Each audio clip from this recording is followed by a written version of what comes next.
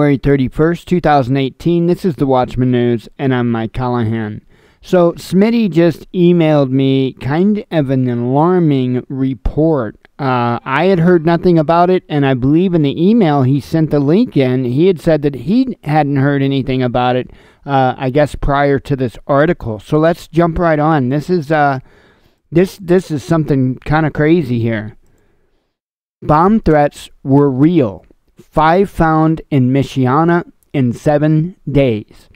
That's a pretty freaky thing there, and I don't know that it might be false flag kind of things, or if this is just a real deal, and I'm not quite sure why that would be an area that would be such a target. I don't know, but let's go ahead and we'll read the article. 5 explosive devices have been found in 3 bordering counties in a span of just 7 days. It's a troubling trend for law enforcement and the community at large. The most recent discovery came in Mishawaka's Grape Road Commercial Corridor, where 2 devices were removed by the bomb squad from South Bend. According to our bomb squad commander, they were real. They potentially could have caused harm, and had they exploded, said South Bend Police Department spokesman Ken Garcia. I know a lot of people ask, what kind of damage could these do? And they're designed to cause damage, big damage, or catastrophic damage. So when it comes to humans, severe injuries to death. News Center 16 has confirmed that all 5 of the explosive devices discovered in a 7-day period were all real. It wasn't like it was an inert tube that was made to look like an explosive device. It was something that contained powder and would do damage, said Sergeant Ted Bonner of the Indiana State Police, the department that investigated the first 2 devices that turned up in Marshall County. When a picture of the first explosive device was shown to Garcia, he said it was similar to the 2 devices that turned up in Mishawaka. That way it was just the way it was described to me, it looked like it was wrapped in some sort of tape, much like I saw the picture you sent me. The big question is, are they related? And I don't fully know the answer to that, added Sergeant Bonner. That's going to be something that investigators are working the individual cases will have to make that determination. I don't want to assume anything, but at the same time, it seems like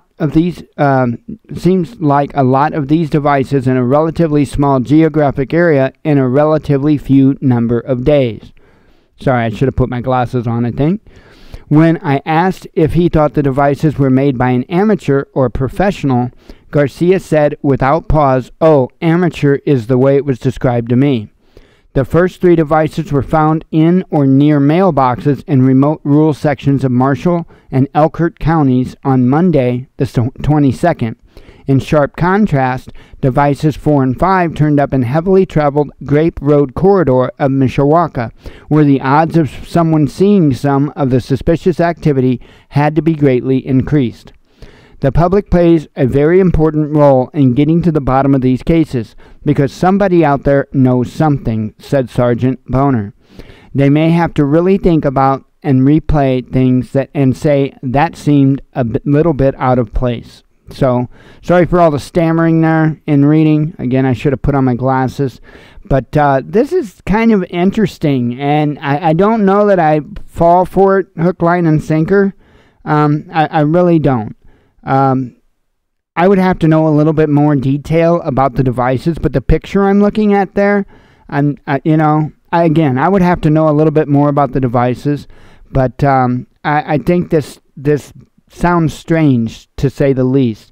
It could be real, but I have the same questions as they do, it would seem, and I wonder what it is that whoever would have against particular individuals that would be in those areas. Why would you put a device like this in a rural area?